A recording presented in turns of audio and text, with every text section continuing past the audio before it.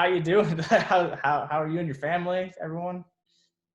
Everybody's okay. It's just every day is the same. It's we're all on the same team here and in the country, and everybody's got to do their part. And uh, we just got to work through and make it through. So it's been difficult for most everybody, but at the end of the day, we will survive all this. Just with the scholarships today to give out 25 scholarship. What was that like doing that? That's real exciting. We got a chance to get them on St. Louis, Kansas City. Really, how this whole thing started with our scholarship program, which is a part of GP Made. Mike Alden came to me about 6-7 months ago and says, "Hey, I want to meet with you and talk to you about something." I said, "Okay, let's do it." So he said, "Hey, do you want to start a scholarship program in St. Louis, Kansas City, Central Missouri, and get it going? And hopefully we can build this up to hundreds of scholarships as time goes on, really thinking big." And so it was Mike Alden's ideal. And so what we did is we went over to St. Louis, Kansas City, set us up with CEOs and community leaders in those different areas. And we got a lot of people to commit money to help for scholarships for kids. And that's one of the areas that help kids that come from difficult backgrounds is one of the pillars of the GPMA Foundation. So that's how it all started, 25 scholarships. And a commitment of about $165,000 right now. And so we're real excited about it. And hopefully it's just the tip of the iceberg. Hopefully this is things that are going to continue to go and grow as our foundation grows. So how did things kind of go giving it out? Like, I assume you kind of surprised them over Zoom. That must have been at least still rewarding, but a little different. Yeah, it was really cool. Mark Fenner, who handles that scholarships on the GPMA Foundation, does an awesome job. He brought all the kids up. We've been doing it for like an hour and a half and introducing ourselves and talking to them. They didn't know they were getting the scholarships. They thought this is part of the interview process still. And we got to say, and it was awesome, And I started lecturing them as a coach again. So I have 7 kids on the screen there, and I'm starting to get them about you got to get up and you got to, the life's tough. You got to battle it. You got to make sure you go to class. And I'm doing all those things. I'm driving them crazy, but it was a really neat. And these kids, we got some incredible applications, and it was very difficult for our committee to make these final decisions. But at the end of the day, we're excited about it, and GP Made, make a difference every day in the lives of kids. We're doing some good things. How has this pandemic affected GP Made? Clearly you guys got creative here, but with the foundation, does this affect you guys at all, or are you guys still kind of thriving? Well, we hope it doesn't affect us. I mean, I think everybody's kind of falls in that category. I think we had a evening with Gary Pinkel and Chase Daniel that was set in early April. We got out of that right away just because we didn't think this thing was going to clear up by then. We have our golf tournament, par 3 golf tournament. We have it almost filled, and it's scheduled to go June 15th at Old Hawthorne here. We've had tremendous success with it last year. We've had tremendous amount of positive feedback. I mean, we haven't even really went out and looked for people to participate, and we almost got 2 complete flights that morning and afternoon filled.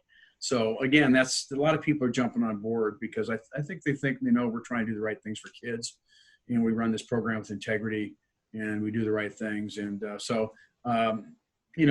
we'll see where it goes. Hopefully we can be playing golf, in that kind of environment, group environment, a couple months.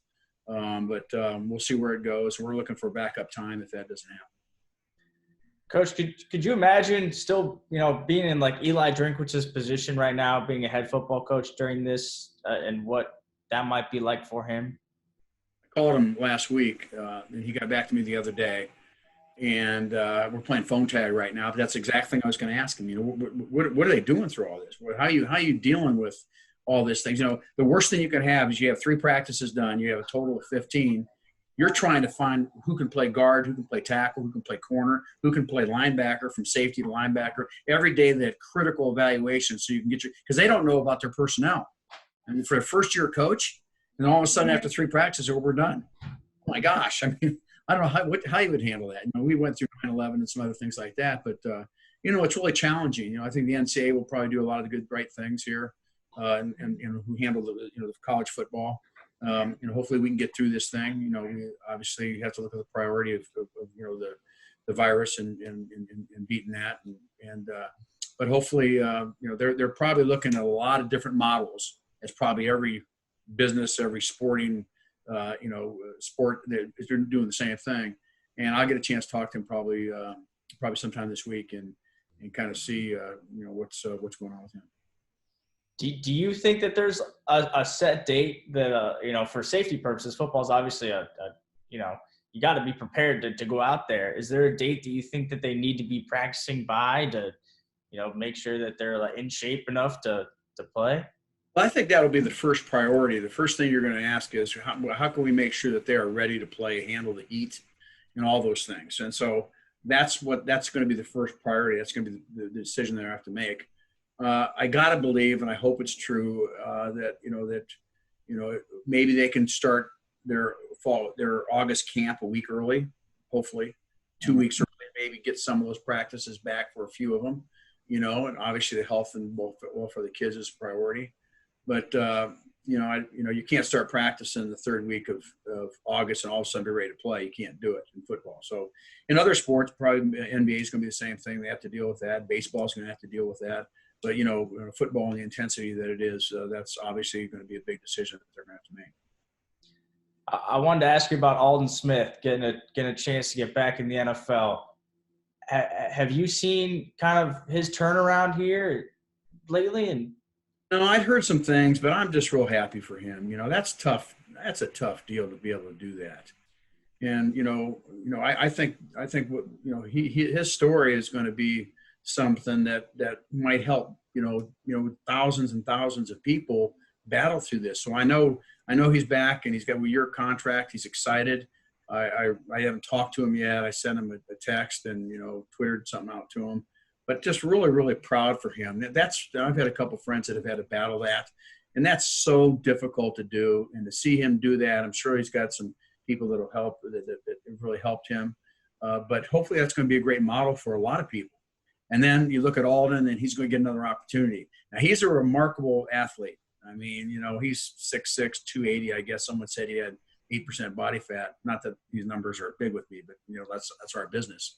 But he's really a remarkable player and athlete. And after his first 2 years in the NFL, he had more sacks than anybody that ever played in the NFL for 2 years in a row. And so, number one, we're excited about him and have an opportunity. And number two, this influence can be significant to a lot of people. And so I really praise for him. I love him. And I hopefully he will be successful doing this. I saw Blaine Gabbert just got another chance too. Do you, all your guys are signing recently? That must feel pretty good for you. Yeah, I'm running out of time. I've been retired 5 years, so we won a lot of games because we had good players. But I think Blaine's an example too, and I've seen it happen to a lot of people, not just quarterbacks. But if you happen to go to the wrong team, or the wrong second team, or the wrong third team, that's just the way life is sometimes. And he's played a lot of years. He's done a lot of great things. I'm certainly very proud of him also. But, it can happen at times. That's not an excuse. It's just reality. And I could pick some teams right now. If you went and played for certain teams in the NFL, you'd probably feel that way. That what's our chances of doing anything because they haven't had any success. So anyway, I'm happy for him and happy for all those guys. And as important to that too is that's why we always emphasize graduating from college, because sooner or later the NFL is going to be over with. And hopefully you can make a lot of money, which you can now, and your priority is that you go back to what you studied. And but I'm happy for all those guys. Coach, I wanted to ask, and feel if you don't feel comfortable, that's totally fine. But with COVID-19, I know my dad's a doctor, and he said some things have kind of been pushed to the side because COVID-19 is so important. Just someone who's going through cancer right now, how has this affected you? Have your treatments stayed the same?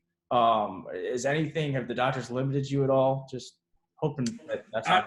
I had to check with Mayo every 6 months. I have to go, and I'm not doing it in this particular one. I feel fine right now, and so I'm doing okay with that. So I'm not an existing and talking to some people there. These people that have to get treatments, daily treatments. Obviously, we know age. We know with certain types of lymphoma treatments that you can really knock down your immune system. Others it doesn't. You have to kind of know where you're at. And everybody's certainly on top of that, but that's very difficult. That people have to go through those things, and you become, in regards to the virus itself, existing conditions like that can really be a negative. So, this is we're going through things that obviously we know would have never even thought would ever happen to us. But you know what? At the end of the day, we're strong. We fight. We're tough. We will overcome this. And with all the negative out there, there's some room for positive. We know it's going to get really bad. So every day you read or you're watching the news and everything's, it's like the world's falling apart. But we were told 2 weeks ago it was going to do this. So, we understand that. Okay. Let's keep working at it. We're going to beat this. We're going to win this battle. And, and certainly pray for everybody as they battle through it.